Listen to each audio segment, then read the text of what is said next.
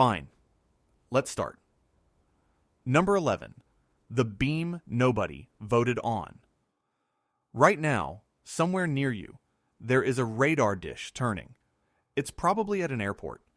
It's probably been turning all night, in the rain, watched by nobody, doing the most boring job in aviation, sweeping the sky for airplanes so that other airplanes don't fly into them. Nobody thinks about it. It's infrastructure. It's the same category of object as a traffic light, and it is the loudest thing our species does. In July of 2025, a team led by Ramiro Kaise Said at the University of Manchester, working with Professor Michael Garrett, presented a piece of work at the Royal Astronomical Society's national meeting in Durham. They had modeled Earth's radar leakage, not the messages we've deliberately sent, not the television, just the radar. Every airport, Heathrow, Gatwick, JFK, and the thousands like them. And then they asked a very simple question. From a nearby star, what does that look like? The answer is about 2,000 trillion watts. 2, followed by 15 zeros. That's the combined, continuous, unintentional radio output of civil aviation on this planet. And their modeling says a receiver equivalent to the Green Bank telescope, an instrument we already have, so nothing exotic here, no godlike aliens required, could pick that up from 200 light years away. Sit with the shape of that for a second. Not a message, not a greeting, just the ambient hum of us keeping planes from hitting each other. But here's the thing. Airport radar isn't even the interesting part. Military radar is. Because military radar isn't a diffuse glow. It's narrow, it's directional, and it sweeps. It behaves like a lighthouse. In the team's modeling, the accumulated military emission in a given observer's field of view runs around 100 trillion watts, and from certain vantage points, it can appear up to 100 times stronger than the airport background as it swings past. Side's own description of it. This would look clearly artificial to anyone watching from interstellar distances with powerful radio telescopes. Clearly artificial. Not ambiguous. Not a maybe. Nature does not build rotating pencil beams and point them at the horizon on a fixed schedule. Now, there's a very old counter-argument here, and it deserves its airing, because it's a good one. In 1978, Sullivan, Brown, and Wetherill published a paper in Science called Eavesdropping, the Radio Signature of the Earth. They modeled over 2,000 television transmitters and the missile warning radars of the era, and concluded that with the technology of the day, Earth was detectable out to a few light years. That's it. A few. That's where the familiar line comes from. The one you've probably heard, that our old television broadcasts dissolve into noise almost immediately. And it got worse since. In 2011, Duncan Forgan and Robert Nickel published a paper with the wonderfully bleak title, A Failure of Serendipity, pointing out that Earth is going radio quiet. Digital, low power, spread spectrum, fiber optic, satellite. The great blaring analog century is over. They ran the numbers on two civilizations accidentally stumbling across each other's leakage and got a probability of about 1 in 10 million. So, which is it? Are we a beacon or are we a whisper? Both is the honest answer. The whisper is the television. The beacon is the radar. Because unlike broadcast television, radar has not got quieter.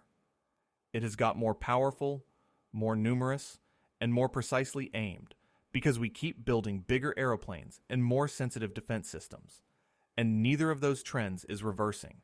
And the radar has only been on for about 75 years, which means the actual bubble, the real physical sphere of aviation radar expanding away from this planet at the speed of light, is currently about 75 light years across, not 200. 200 is the sensitivity limit. 75 is the reach. Inside that 75 light-year sphere, there are several thousand stars. We didn't decide to do this. There was no vote, no committee, no debate about whether announcing ourselves was wise. It happened because we wanted planes to land safely. The most consequential thing our species may have ever done, we did by accident, out of politeness, in the fog, at 3 in the morning. Number 10. The seats with a view. Here's how we find planets around other stars. We stare at a star, and we wait, and if a planet crosses in front of it, the star dims. Just slightly, just for a few hours.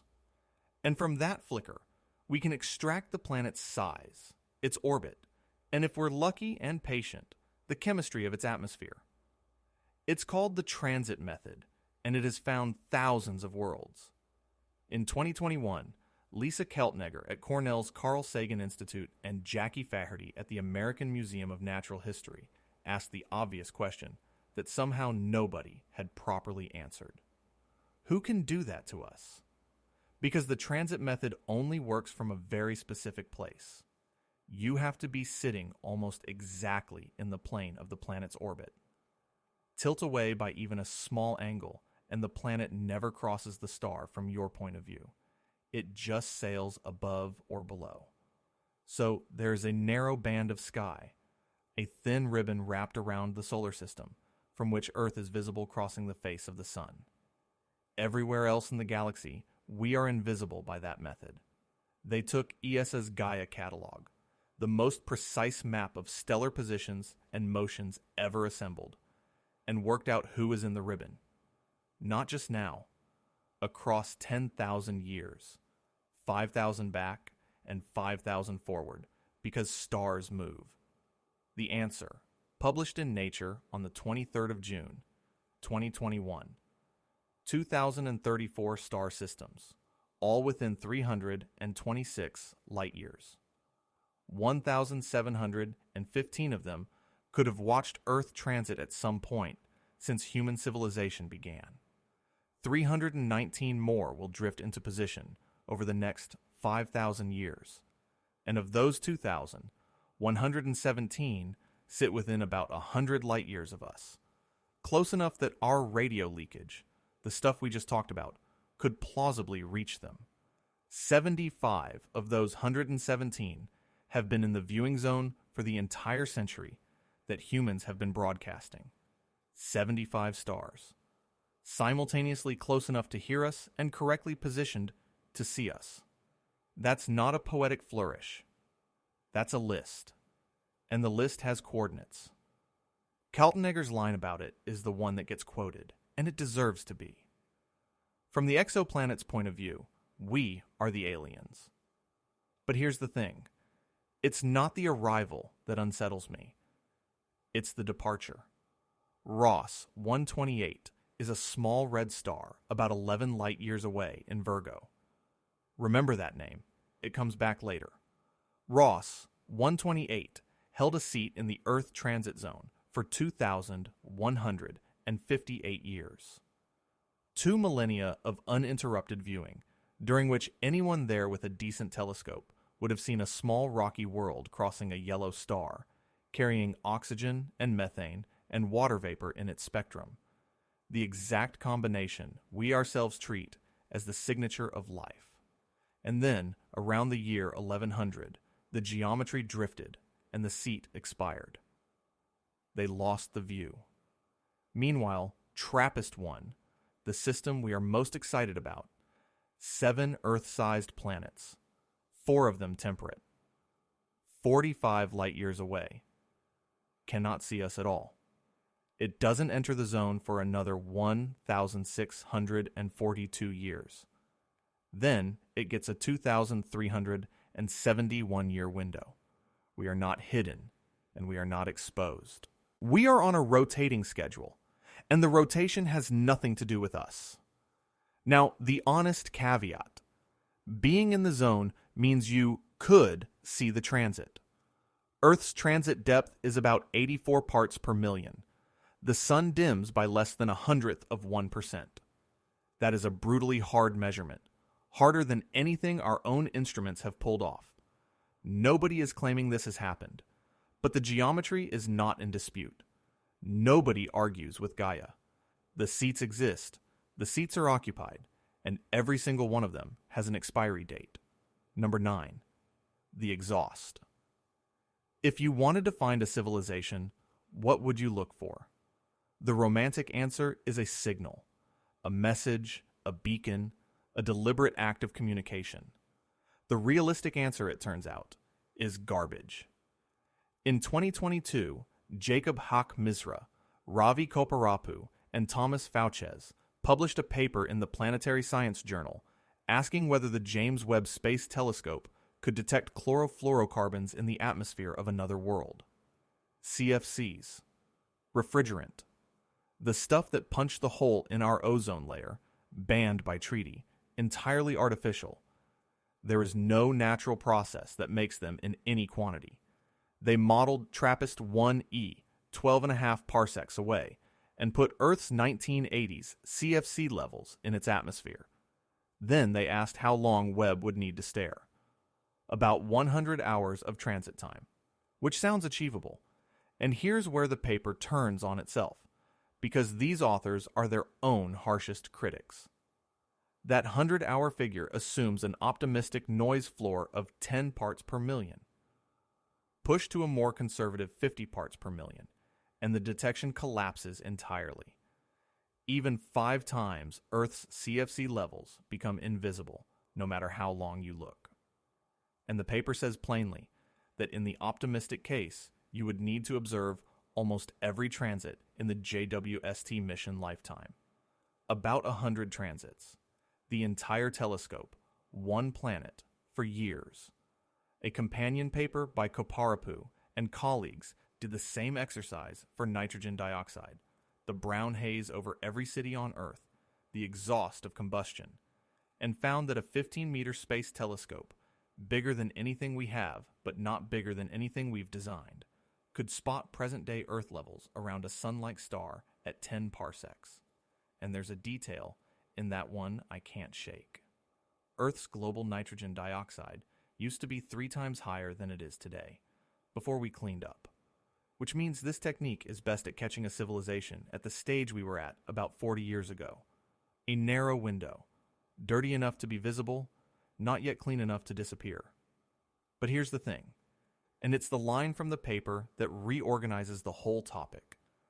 Detecting present-day Earth's CFCs on that target takes roughly 300 hours, including overhead.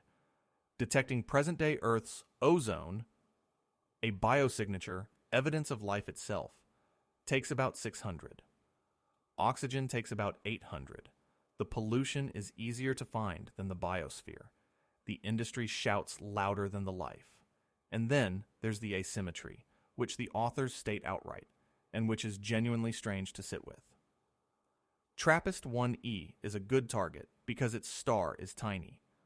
A small star means a planet blocks a bigger fraction of it, means a stronger signal. The sun is not tiny, so if TRAPPIST-1 hosted astronomers with a telescope exactly as good as Webb pointed straight at us, they could not find our CFCs. The geometry doesn't work in that direction. We can read their chemistry. They cannot read ours. The skeptics have real ammunition here, and it's worth being straight about it. The CFC absorption band overlaps with methane, ammonia, carbon monoxide, hydrogen sulfide, and phosphine. Finding a feature there is not the same as identifying a refrigerant. The models used pure white noise with no instrument systematics, which is generous. Lightning makes nitrogen oxides without anybody's help. Clouds can mimic the signal, and the deepest objection is the one the paper raises about us. Earth banned CFCs. We stopped. A civilization smart enough to be detected this way may be smart enough to stop emitting, which means this isn't a signature of technology at all. It's a signature of a specific, brief, messy adolescence. The stage where you're powerful enough to change a planet's chemistry, and not yet wise enough to stop. We're not sure how long that stage lasts. We're still in it. Number 8. 9 days in 2017. I want to tell you about the only time in modern history when the machinery of first contact actually ran, start to finish, in public.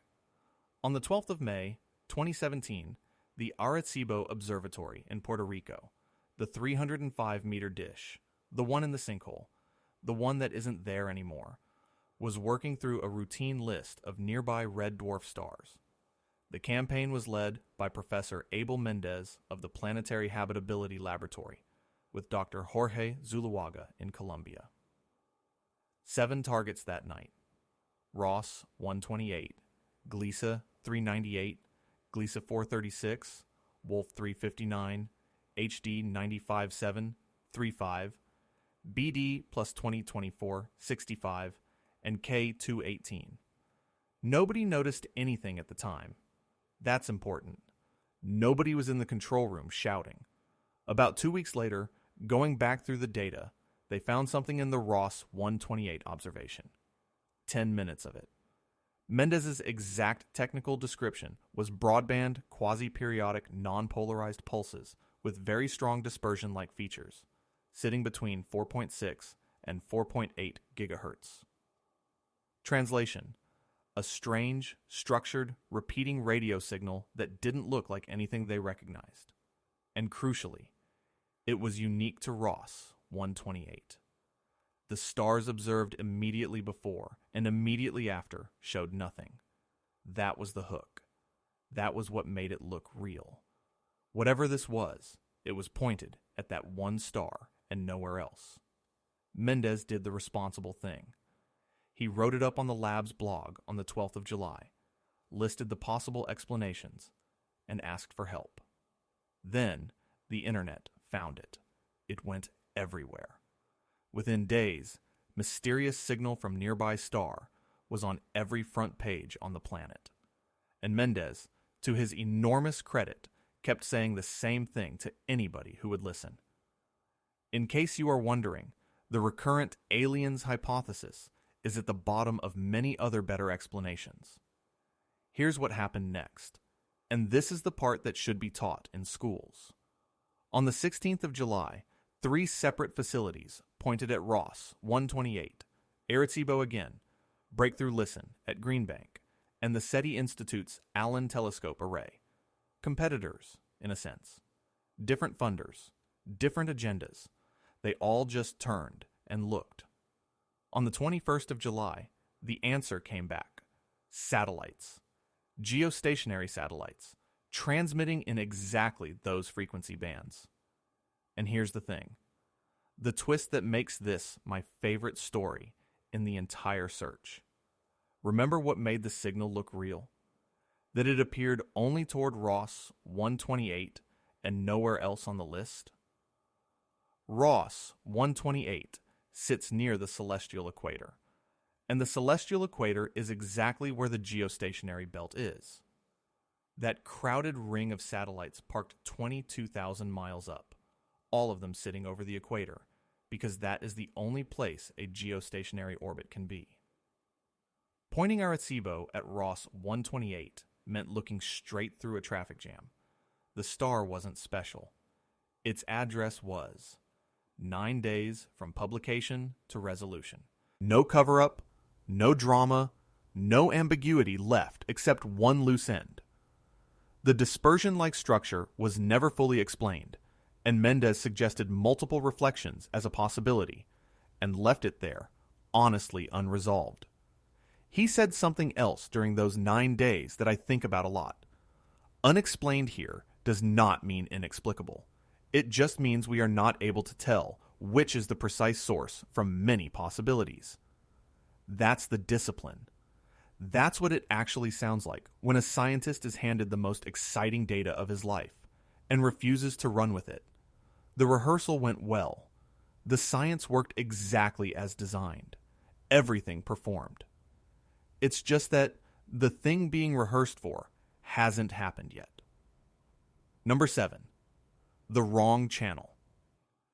In April of 1961, 2 men at the Institute for Defense Analyses published a short paper in Nature that should have redirected the entire field, and mostly didn't. Robert Schwartz and Charles Townes. Townes had invented the Maser and would go on to share a Nobel Prize. The laser was about a year old at this point, barely a laboratory curiosity. And their argument was this: If you want to signal across interstellar distances, don't use radio. Use light. They ran the numbers. A 10 kilowatt beam at 5,000 angstroms behind a 5-meter reflector aimed at us. Against a sun-like star, that beam would show up at about 25 times the star's brightness in the narrow slice of spectrum it occupies. And if you were clever, if you tuned your laser to sit inside one of the deep, dark absorption lines that every star has, the calcium lines say, where the star itself is producing almost nothing, you'd be about 300 times brighter than the background. You would be, in that one narrow color, brighter than a sun. Radio SETI got the money. Radio SETI got Arecibo, Green Bank, the Allen Array, 65 years of institutional momentum. Optical SETI got scraps. And here's the arithmetic that makes me uncomfortable. From the Pano SETI team's own design paper. Imagine a civilization firing a 1 petawatt laser in a 1 nanosecond pulse, once every 10,000 seconds or so, at a list of target stars. For that 1 billionth of a second, they would appear 10,000 times brighter than their own star. And their average power expenditure per target, 100 watts. Less than a bright light bulb. That is the entire ongoing cost of screaming across the galaxy at a specific address, if you're willing to scream very briefly and very precisely. Dan Wertheimer at Berkeley puts it plainly. If you put a lot of energy into a short time, the average energy can be small, but the instantaneous brightness can be incredibly large. So who's looking? Some genuinely impressive people with genuinely small coverage. Lick Observatory ran optical SETI for 4.5 years on a 1-meter telescope, covering 4,605 stars. 14 candidate events. 13 were traced to local faults. The 14th never repeated. Tellis and Marcy went through Keck's spectra of 5,600 stars and rejected all 5,023 threshold crossing events, which lets us say that fewer than 1 in 1,000 warm Earth-sized planets is running a laser we'd catch.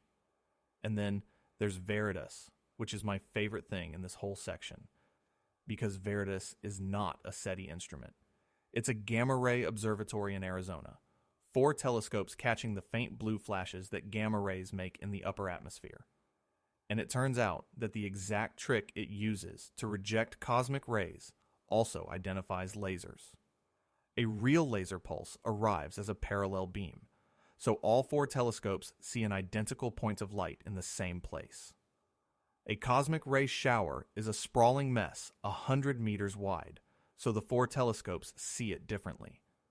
Pure geometry. They proved it worked by catching a laser aboard a NASA satellite, and its minimum detectable pulse is about 30 times smaller than the dedicated Harvard search. The best nanosecond laser detector on Earth was built for something else entirely. But here's the thing that puts all of it in perspective, and it comes from a paper Jason Wright's students wrote as a class project. In 2018, they built an 8-dimensional model of the SETI search space. Frequency, sensitivity, sky position, polarization, time, all of it. And asked how much of it we've actually examined.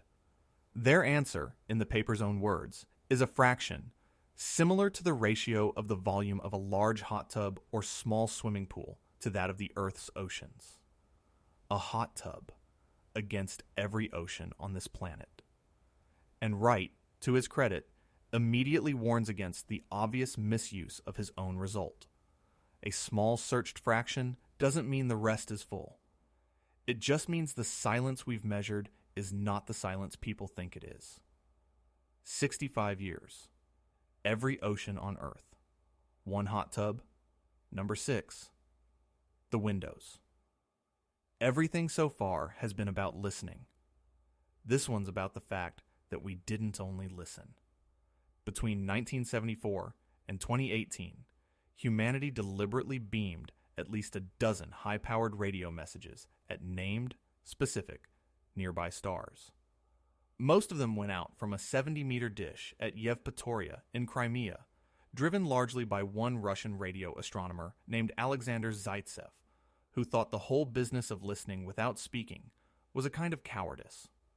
Each of those transmissions has an arrival date you can calculate, distance divided by the speed of light, and each has a reply date, the arrival date plus the same journey back. So let's do the arithmetic, because the arithmetic is the story.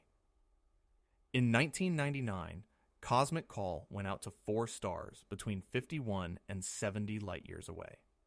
The nearest of those, HD 190360, gets its message around 2051.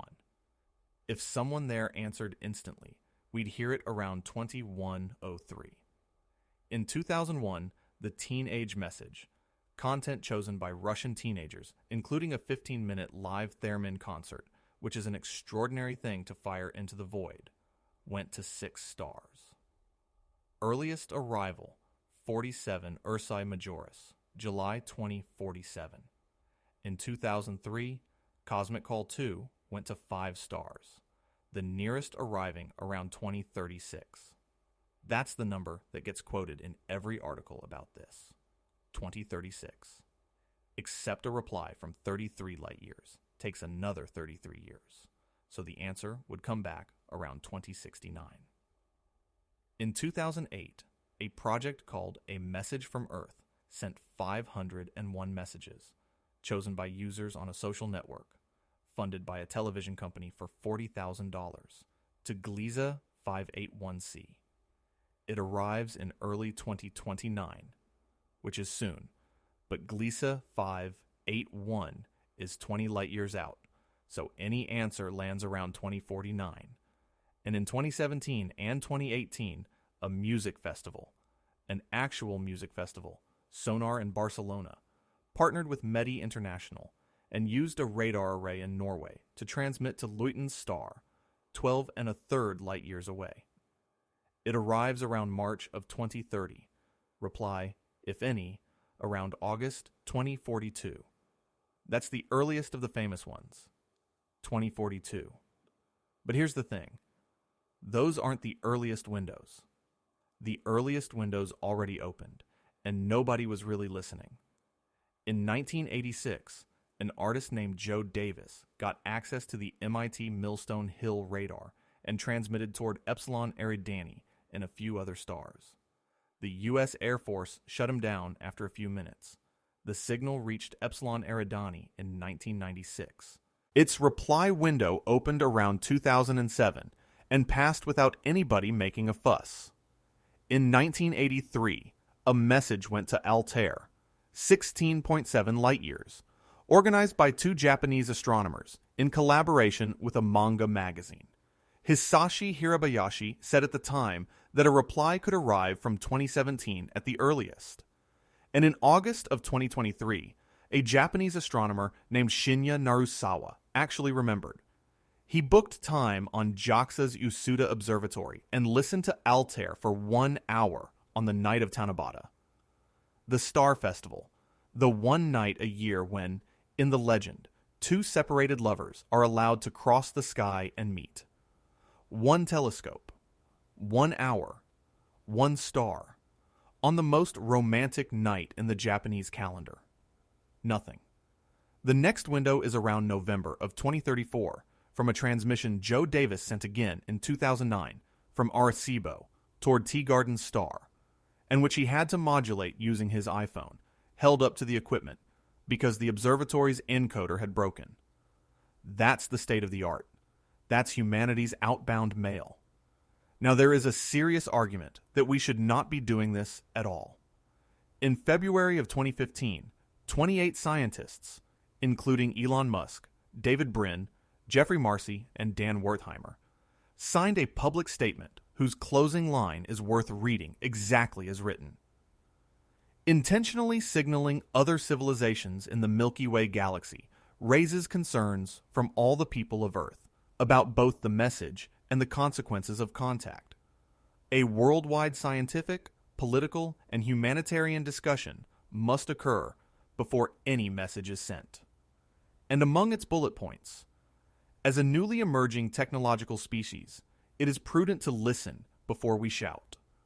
Stephen Hawking put it more bluntly in 2010. If aliens visit us, the outcome would be much as when Columbus landed in America, which didn't turn out well for the Native Americans. We only have to look at ourselves to see how intelligent life might develop into something we wouldn't want to meet. Jill Tarter's response to that is the best thing anyone has said in this argument. Stevens is one opinion, and though he's a brilliant man, I'm not quite sure that his opinion has any more authority over mine or anyone else's. It's just a question. We don't know the answer. And the counter-argument is simply that the debate is already over, because we already lost it. Seth Shostak. We've been broadcasting into space with high-powered transmitters, radar and TV, for more than a half-century now. Our hand has already been tipped. Which brings us back to that dish at the airport, turning in the rain. The letters we sent on purpose are the small part. The postmark on the big one reads 1950. Number 5. The thing that might already be parked here. In May of 1960, a Stanford radio scientist named Ronald Bracewell published a 2-page paper in Nature that took the entire premise of the search and turned it inside out. His logic was economic. If you're an advanced civilization and you want to make contact, running 1,000 high-powered transmitters aimed at 1,000 different stars for centuries on end is absurdly expensive. The energy bill alone is ruinous, and you have to keep paying it forever, on the off chance that somebody at the far end develops radio during the specific window you happen to be transmitting. So you wouldn't. You'd do the cheap thing. In his words, you'd spray some number of suitable stars, say 1,000, with modest probes. Each one parked into a circular orbit about one of the 1,000 stars, at a distance within the habitable zone, and each armored against meteorites and radiation damage and stellar powered. Send the machine. Let it wait. Let it do the listening. The idea sat quietly for about 60 years until James Benford picked it up in 2019 and made it specific. His paper in the Astronomical Journal is called Looking for Lurkers, and his argument is that if anybody ever did send a machine here, we can guess where it's sitting. Not in orbit around Earth. Too visible, too unstable over long timescales. In the co-orbitals. Those are the strange handful of asteroids that share Earth's orbit around the Sun without orbiting Earth itself. They loop and wander in slow horseshoes and tadpoles, keeping pace with us, never quite catching us, never quite falling behind. Objects like 3753 Cruthen, discovered in 1986, like 2010 TK7, the first Earth Trojan found in infrared survey data, like Kamo-Oa-Lewa, discovered by a telescope on Haleakala in 2016. They're the best seats in the house, close enough for a good view, far enough to be boring, stable enough to sit still. And here's the extraordinary thing. Almost nobody has ever looked. The only systematic artifact search of the classical hiding places was done by Robert Freitas and Francisco Valdez, and it finished in 1983.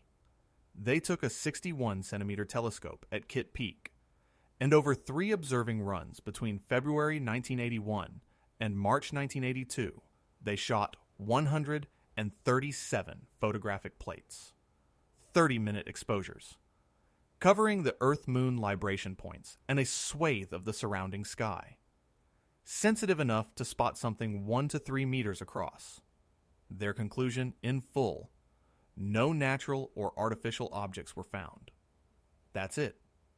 That's the search. Photographic plates 45 years ago. Freitas also calculated in a companion paper what a genuinely exhaustive search would require. Magnitude 27 to 28. Nothing remotely close has ever been attempted. Benford's own framing is the best defense of why this is science rather than daydreaming. I advance a falsifiable proposition. There exist in near-Earth space extraterrestrial probes which are observing Earth, and it may be possible for us to find and contact them. This proposition can be disproved. We can observe them, ping them with radar, transmit messages to them, send robotic probes to them, and visit them with human spacecraft missions. Falsifiable. Testable. Cheap by the standards of space science. Nobody has pinged them. But here's the thing, and it's a lovely piece of accidental timing. The single most cited candidate perch on Benford's list, Kamo Oalawa, the little quasi-satellite that tags along beside us, has a spacecraft next to it right now. China's Tianwen-2 launched in May of 2025 and arrived on the 6th of July, 2026, after 400 days and about 1 billion kilometers. It's now surveying from a few kilometers up, and it will attempt to grab a sample and bring it home by late 2027. And in the 5 years leading up to that arrival, the story of what Kamo Oalewa even is has already flipped twice. In 2021, a team using the Large Binocular Telescope matched its reflectance to weathered lunar silicates. It's a chunk of the moon, blasted off by an impact. In 2024, another team traced it to a specific crater. Then, on the 1st of July 2026, a preprint using James Webb data, led by the same astronomer who led the 2021 lunar result, reported that the near-infrared spectrum doesn't match the moon after all. It looks like an ordinary silicate asteroid, about 18 meters across, and unusually bright. The flagship result reversed itself in 5 years, on the same rock, with a better instrument. Now, the honest objection, and it's serious, and it comes from Benford's own citation.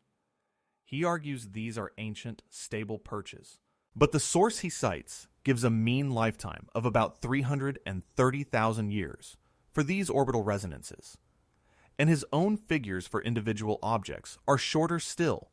Kamo Oalewa has been a stable quasi-satellite for almost a century. 2010, TK7 became a Trojan 1,800 years ago. These aren't eternal parking spaces. They're laybys. And there's the deeper problem, which Freitas conceded himself back in 1983. A concealed artifact is, by construction, an observationally null set. If it doesn't want to be found, not finding it proves nothing at all. Still, there's a rock the size of a house keeping pace with our planet, and until about 2 weeks ago, nobody had ever seen it up close. Number 4. Nothing natural slows down. Here's a fact that does more work than almost anything else in this field. Gravity accelerates things. Sunlight pushes things. Comets outgas and get shoved around a little. But nothing in nature stops. An object falling in from interstellar space arrives at a certain speed, whips around the sun, and leaves at essentially that same speed. It's a hyperbolic orbit. One pass, no return, goodbye. To stay, you'd have to shed an enormous amount of velocity, on purpose, against the direction you're traveling. Deceleration is the signature. Everything else can be faked by physics. That cannot. And we know exactly how hard it is, because we tried to work out how to do it ourselves. In April of 2016, at One World Observatory in New York, Yuri Milner stood on a stage with Stephen Hawking and announced Breakthrough Starshot. $100 million. Gram-scale probes on 4-meter light sails, pushed by a 100-gigawatt ground-based laser array, reaching 20% of the speed of light. Alpha Centauri in 20 years. Avi Loeb chaired the advisory committee. Freeman Dyson was on the stage. It has never solved the ending. Because a ground-based laser can push you away. It cannot pull you to a stop 4 light years later. And a gram-scale chip has no propellant. So the 20-year trip to Proxima Centauri ends, as Renee Heller and Michael Hipka put it in the opening line of their paper, with the probe traversing the system within hours. 20 years of travel, a few hours of data, then out the other side forever. Heller and Hipka worked out the only elegant solution. Use the destination star itself. Arrive with the sail deployed. Let the target star's own photon pressure and gravity do the braking. It works. The arithmetic is beautiful. It is also brutal. To be captured at Alpha Centauri A, your maximum arrival speed drops from 20% of light speed to 4.6%, which means the journey time goes from about 20 years to about 95, and then another 46 years to work your way in to Proxima. And you need a sail with a mass-to-area ratio of graphene-class thinness, spanning 100,000 square meters. A square more than 300 meters on a side, weighing a few grams. So an arriving craft, if there ever were one, would be enormous, gossamer thin, blazing in reflected starlight, and slowing down hard for decades. That is the most unmistakable object in the history of astronomy. You could not miss it. And this is where it gets interesting, because we now have a real test case, and the arithmetic has already been run by the last person you'd expect. Avi Loeb is the man who made the alien light sail hypothesis famous, with Oumuamua back in 2018. When 3I Atlas, the third confirmed interstellar object, came through in 2025, everyone braced for the same argument. Instead, in March of 2026, Loeb published the calculation himself. To be captured by the solar system, given its interstellar speed, that object needed to brake with a non-gravitational acceleration, about 2.6 times solar gravity. The acceleration actually measured was about 1/10,000th of solar gravity. His own conclusion, clearly, 3I Atlas did not slow down. Meanwhile, a separate team measured that tiny acceleration precisely and explained it conventionally. Collimated jets of gas from a nucleus rotating with a roughly 7-hour period. A comet. An unusual one, but a comet. Jason Wright, who runs Penn State's SETI Center, went through the claimed anomalies one by one and found 4 genuinely strange, and none better explained by a spacecraft. All of these are the sorts of anomalies one expects from a new kind of comet. But here's the thing. We finally know exactly what to look for. And the instrument we built to look has a problem nobody quite anticipated. The Vera Rubin Observatory began its full survey on the 29th of June, 2026. In 6 weeks of commissioning, it found over 11,000 new asteroids. It is expected to turn up somewhere between 1 and a few interstellar objects a year, possibly far more. On the 9th of June, 2026, an independent researcher submitted what looked like a 4th interstellar object. Strongly hyperbolic, retrograde, screaming in from Aquarius at 148 kilometers per second, found by linking together detections nobody had connected. Within 2 hours, a member of the survey's solar system team replied that they had found hundreds of interstellar linkages that look as good as this one. Most, probably all of these, must be false. The submission was withdrawn the same day. That's the state we're in. We know the signature. We built the machine. And the machine is so good that it now manufactures hundreds of things that look exactly like the thing we're hunting for. Every single week. Forever. Somewhere in that flood, if it ever comes, will be one that's actually slowing down. And we will have to be very, very careful to notice. Number 3. The phone with nobody on it. On the 24th of May, 2023, at 7 in the evening, Universal Time, the European Space Agency's ExoMars Trace gas orbiter, a working spacecraft in orbit around Mars, turned its antenna toward Earth and transmitted a message that was designed to be unintelligible. It was an art project. Sort of.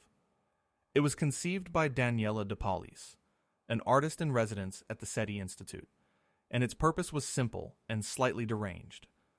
Let's find out what actually happens when a signal arrives. 16 minutes later, it reached Earth. The Allen Telescope Array picked it up. So did the Green Bank Telescope. So did Messina in Italy. 3 observatories, recording something they knew was coming, from a source they knew was artificial, encoded in a way nobody on Earth had the key to. Then they gave it to the public. About 5,000 people worked on it. Within 10 days, the crowd had pulled the raw bitmap out of the noise. That part, the technical part, the part everybody assumes is the hard bit, took a week and a half. Then it stopped. For a year. The message sat there, extracted and meaningless, while thousands of people threw everything they had at it. On the 7th of June, 2024, DePaulis received an email from a father and daughter in the United States. Ken and Kelly Chaffin. Ken is described by ESA as a retired software developer and musician. They had worked out that the message was a starting state for a particular kind of cellular automaton, a Margolis reversible block automaton running a single-point rotation rule, and they had run it for 6,625 generations in a simulator built in a video game engine. Out came 5 amino acids, drawn as molecular diagrams. DePaulis described what they'd done in a way I find genuinely moving. Ken and Keeley ran simulations for hours and days on end, following their intuition and persevering beyond despair.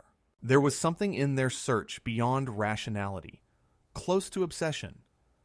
If we ever receive a signal from an intelligent civilization, we will need visionary people like them. And now the part that should worry you. Nobody knows what it means.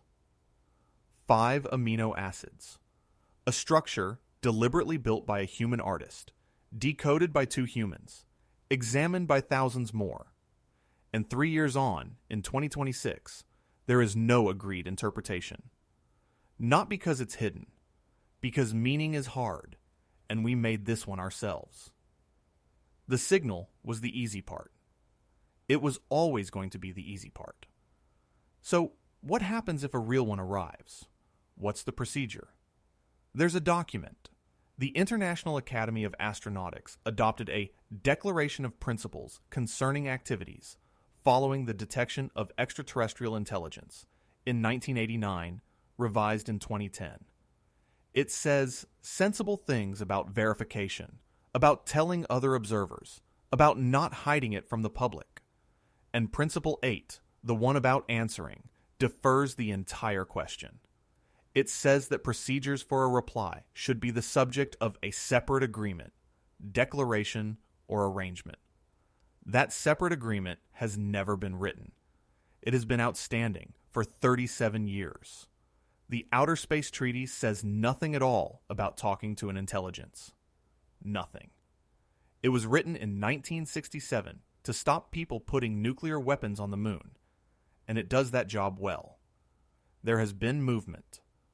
In November of 2022, the University of St. Andrews launched a SETI post-detection hub, coordinated by Dr. John Elliott, now with around 50 members. A task group spent years redrafting the declaration, circulating it to over 350 people, and the 2026 update was ratified over the winter and published on the 1st of June this year. It's broader. It covers techno-signatures generally, not just radio. It adds protections for researchers who apparently now need them. It also still isn't binding on anyone. In fact, it went further in the other direction. It abandoned the idea of signatories entirely in favor of what it calls collective responsibility, which is a lovely phrase for nobody being in charge. John Elliott's own summary of where we stand. We cannot afford to be ill-prepared, scientifically, socially, and politically rudderless, for an event that could turn into reality as early as tomorrow and which we cannot afford to mismanage. And in written evidence to the UK Parliament last year, more bluntly, we are as yet entirely unprepared as a species. And we already know how the protocols perform under pressure, because they've been tested exactly once.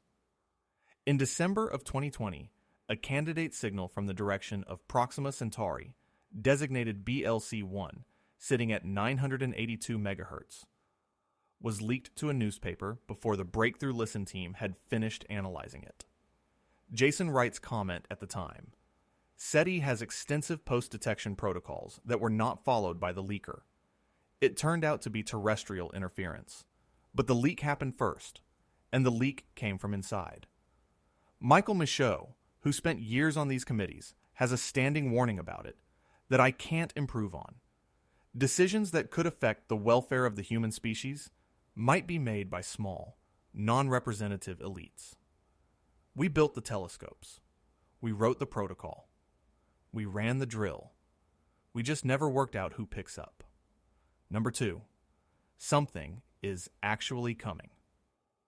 Everything up to this point has been a maybe. Detection, inference, probability, geometry. Things that might be true. This one isn't a maybe.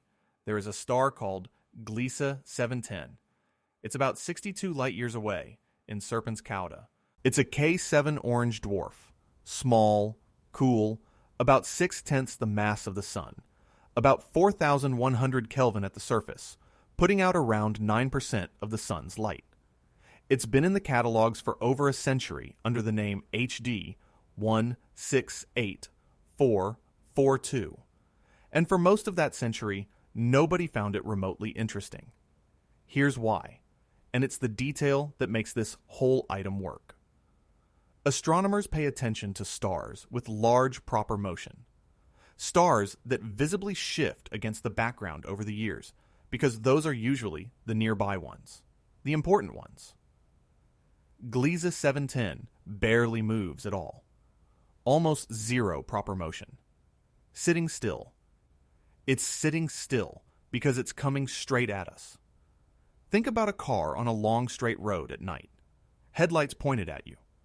It doesn't move sideways in your field of view. It just gets bigger. Gliese 710's stillness isn't calm. It's aim. Now, the numbers, and these have been sharpening for a decade as Gaia has improved. The current best analysis, published this year by Fernandez Puig, Morales, Ribas, and colleagues, puts the closest approach at 0.0621 parsecs, roughly 12,800 astronomical units, about 1.9 trillion kilometers, at 1.344 million years from now. That number, 12,800 astronomical units, sounds enormous. It is enormous. Neptune is 30 astronomical units out. So this star will stop well short of the planets, by a factor of 400. But it will pass straight through the Oort cloud. The Oort cloud is the vast, tenuous, roughly spherical shell of icy bodies that surrounds the solar system, out to something like 100,000 astronomical units. The leftover debris of the system's formation, loosely held, barely bound to the Sun at all. There may be 100 billion objects out there. They orbit so slowly and so far out that a modest gravitational nudge can drop one onto a new path and toward the inner system, where it becomes a long-period comet. Gliese 710 is going to drive through that shell. Piotr Bursky and Piotr Dybczynski did the calculation back in 2016. Assuming a realistic Oort population, the passage would trigger an observable comet shower, averaging around 10 new long-period comets a year, sustained for 3 to 4 million years. And the star itself would be a spectacle. At closest approach, it reaches apparent magnitude minus 2.7. Sirius, the brightest star in our sky, is minus 1.46. Gliese 710 would be roughly 3 times brighter than that. The only things outshining it would be the Sun, the Moon, and Venus. It would also be visibly moving. 52 arcseconds a year. That's about a moon width every 35 years. Slow, but a person could notice it in a lifetime. You could point at a spot on the horizon and tell your grandchildren that it used to sit over there. But here's the thing that makes me sit up. Every time our data has improved, the prediction has moved closer. 2016, from Gaia's first data release, 13,365 astronomical units. 2018, second release, a median of 0.0676 parsecs. 2022, third release, 0.0636. This year, 0.0621. Better data was supposed to add uncertainty in both directions. It has consistently walked in one. Encounters this close happen roughly once every 50 million years. And Gliese 710 is the closest stellar encounter known, not just ahead of us, but in either direction of time. The nearest recorded past visitor, Schultz's star, came within about a quarter of a parsec around 70,000 years ago, when there were people alive to see it. That's 4 times farther away than what's coming. Now, nobody is in danger. Let's be extremely clear. De La Fuente Marcos and colleagues note that the encounter might not significantly affect the region inside 40 astronomical units, because the gravitational grip of the known planets absorbs that kind of external perturbation efficiently. 10 extra comets a year against the existing background, spread over millions of years, is a statistical uptick, not a bombardment. And a clear causal link between stellar flybys and impact events on Earth has never been established. Also, 1.3 million years. That's roughly 5 times longer than our species has existed. But I keep coming back to the shape of it. This is not a signal we're hoping to receive. It's not a probe we're speculating about. It's not an inference from geometry or an argument from economics. It's a star.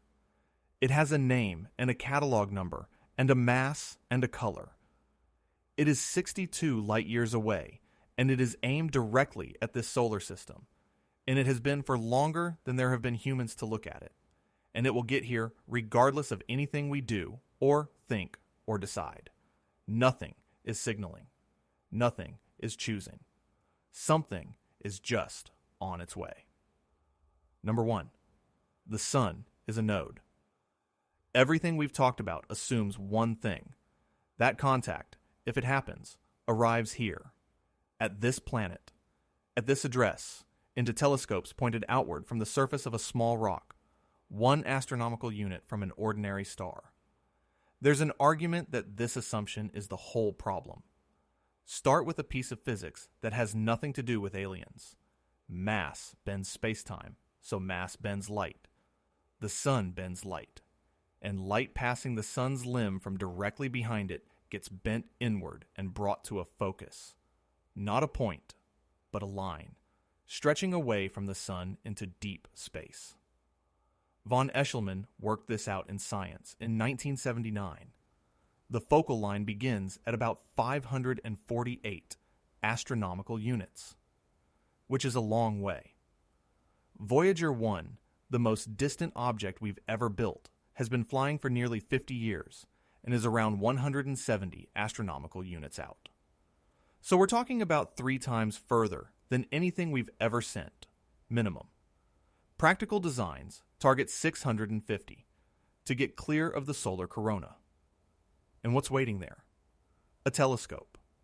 The best telescope that will ever exist in this solar system, and we didn't build it, and we can't improve it, and nobody can build a better one, ever, at any level of technology. The amplification at the focus runs to something like 100 billion. Slava Turishev's team at NASA's Jet Propulsion Laboratory has carried a mission concept through all 3 phases of the Innovative Advanced Concepts program. Phase 1 in 2017, Phase 2 in 2018, and in 2020, they won the Sol Phase 3 award, $2 million, to work out how you'd use it to photograph the surface of a planet around another star. Not detect, not infer, photograph, continents, coastlines.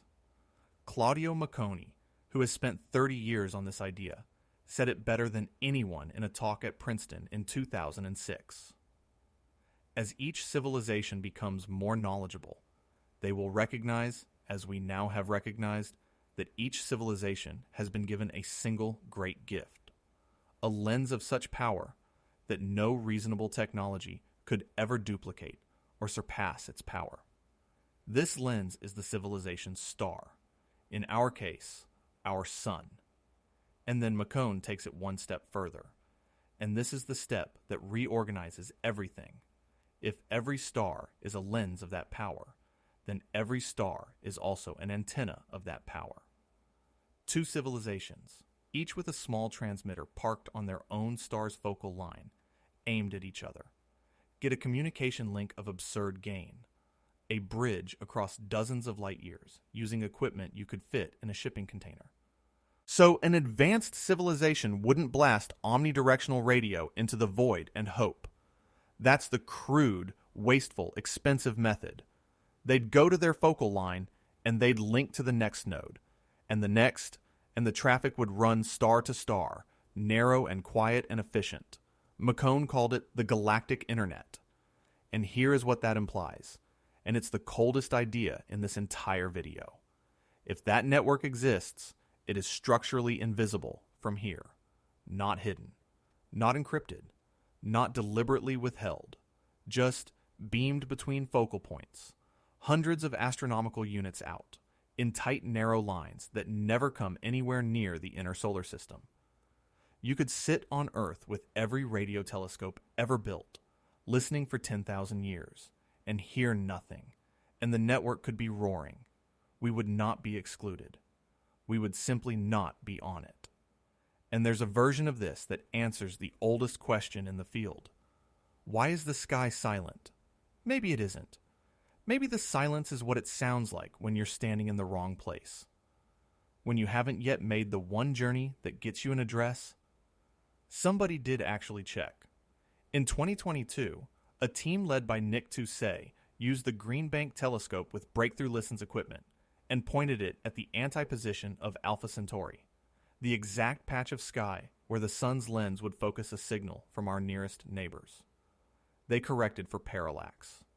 They looked for anything above about 7 watts of directed transmission, sitting out beyond 550 astronomical units. They found nothing. That's one star, one target, out of a few hundred billion. Now, I owe you the skepticism because it's substantial, and it comes from inside the field. Jeffrey Landis at NASA Glenn has pointed out that this telescope cannot be repointed. To shift your aim by a single degree, you'd have to physically move 10 astronomical units sideways. It's a one-target instrument, and you pick the target before you launch, decades in advance. He argues the corona pushes the useful focus out to at least 2,200 astronomical units, not 550. And he thinks the real gain on an extended object like a planet is nearer 100,000 than 100 billion, calling the bigger figure a myth that has been repeated in many of the previous analyses. Victor Toth, who is Tureshev's own longtime collaborator, so this is a house critic, ran the imaging simulations and found that instead of the promised megapixel views, we are left with grainy, low-resolution black and white projections with the faint outlines of continents only barely visible. And when he added realistic cloud cover, around 70% the way Earth actually is, the simulation could not recover a meaningful image of the planetary topography. So maybe the lens is not the miracle. Maybe it's a difficult, blurry, single-shot instrument at the end of a 40-year journey, and Marconi's network is an elegant idea with nothing behind it. But sit with the geography for a moment, because the geography is true regardless. There is a place, 548 astronomical units from here, where the light of every star behind the sun is being gathered and focused and brought to a point. It has been doing that for 4.5 billion years. It did it while this planet was molten. It did it through every extinction. It has been quietly assembling perfect images of worlds we will never visit, and throwing them into empty space, continuously, since before there was anyone here to care. Nobody has ever gone to look. We've spent 70 years listening from the surface of one planet, deciding that the universe seems empty, and building an entire philosophy of loneliness on that silence. The Fermi paradox, the great filter, the dark forest, all of it downstream of one measurement taken from one spot. And the spot might just be wrong. Not because anyone is hiding, not because we've been quarantined or ignored or judged. Just because we've been standing in the lobby of a very large building, listening at the wall, and concluding that nobody lives here, when the wiring runs through a room upstairs that we've known about since 1979 and have never once bothered to visit. Maybe there's nothing there. Maybe Landis is right, and the whole idea collapses under the corona and the pointing problem, and the universe is exactly as quiet as it appears. But we haven't been to the focus. Not once. Not a single instrument in the entire history of our species has ever stood in the place where our own star does the one thing it does better than anything we could ever build. The strangest possibility isn't that they never came. It's that we never checked the address. Thank you for watching and sticking till the end. We've got plenty more videos coming in the future. Hit that subscribe button so you don't miss them. See you in the next one.